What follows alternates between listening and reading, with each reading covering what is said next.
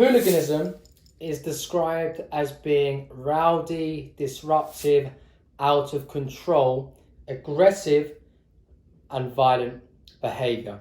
Now, there are a number of reasons why hooliganism takes place. Drugs, alcohol, gang culture, rivalries, tribal behaviour and frustration. It's a known fact that drugs and alcohol lessen inhibition. So basically what that means is following the consumption of alcohol and drugs, people are likely to behave differently. They are less aware of their surroundings, so are more likely to display aggressive and unacceptable behaviour. Rivalries, gang culture and tribal behaviour are all closely interlinked. So just envisage that you're at a football stadium and you're surrounded by thousands of people that support the same football club as you.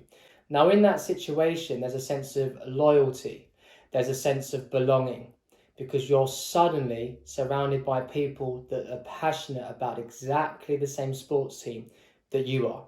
So what happens in this moment is you lose your sense of individuality.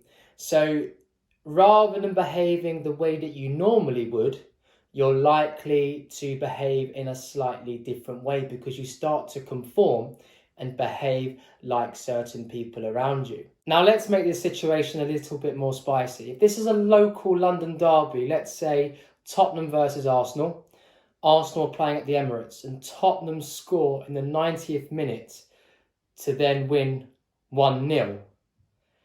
And Arsenal players and fans are incredibly frustrated, more so the fans with the way that perhaps the players have played or the way the official was played. And then Tottenham fans are in the away end celebrating, screaming, shouting.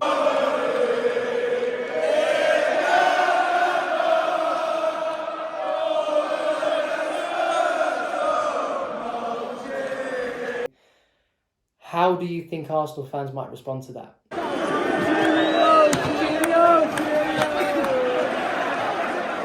It's kicking off. It's kicking off.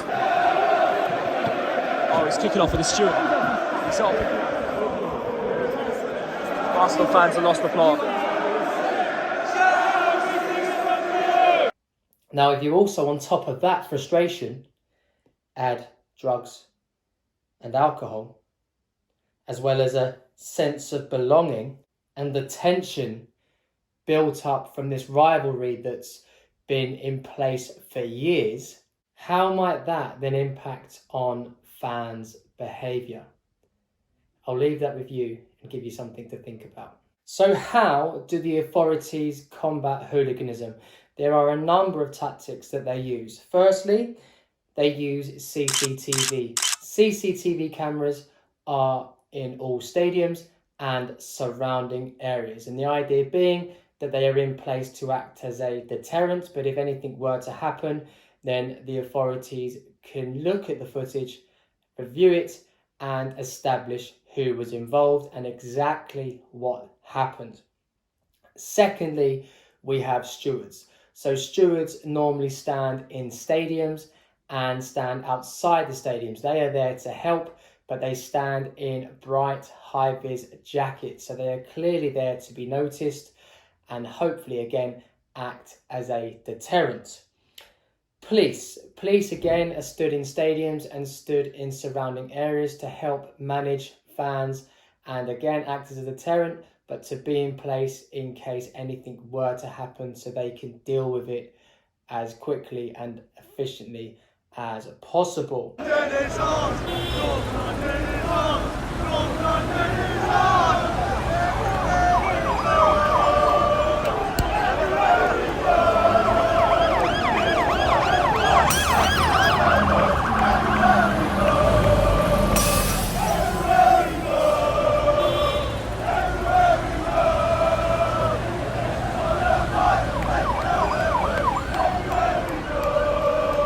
There are police dogs in place as well to help sniff out drugs and weapons that might be used by hooligans.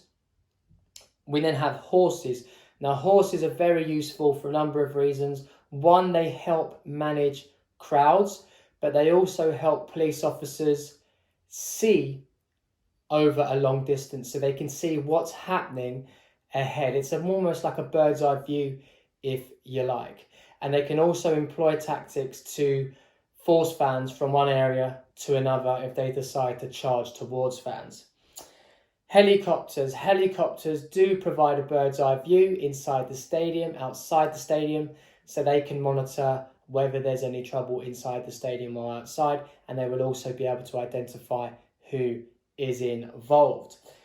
Authorities use artificial intelligence, so they will be fully aware of people that have been involved in previous trouble, and they're more likely to step in before things happen because they know that certain people are likely to be involved, especially when games are played in Europe. So when fans from the UK go to places like Spain, Italy and Germany, the police, you can guarantee the police in the UK will be in contact with the police forces in those countries, and they will share information about each of those fan bases and people that are likely to cause concern.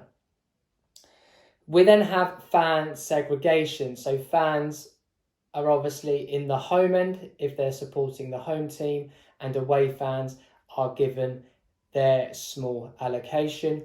And you will usually have police forces and stewards standing around the away fans, and they act as a barrier, again, to prevent any trouble from taking place. But if it were to happen, they are there on hand to hopefully resolve the issue very, very quickly. Easier said than done. They have also, the authorities, some time ago now, have altered kickoff times. And once upon a time when I was growing up, pretty much every single league game would be on a Saturday afternoon. But now we have a Saturday lunchtime kickoff, we have a Friday evening, we have a Sunday evening. And a lot of that is because of TV rights, but they've also moved kickoff times earlier, especially where they think there's likely to be issues. And the reason being is that it, in their mind, reduces the chance of fans drinking because pubs are closed. So the idea being that when fans arrive at the venue for, let's say, a football game, they're less likely to be violent and aggressive because in their minds they have consumed less drugs and alcohol. But obviously there's ways around that, but it's in place to prevent fans from becoming intoxicated. So hopefully in turn to reduce aggressive and violent behaviour. Well done, you've made it to the end, and I hope you found this video helpful. And if you did, please do not be afraid of hitting the subscribe button and the notification bell. As always, if you have any questions, please put them in the comment section below. I wish you all the best. See you soon. Bye bye.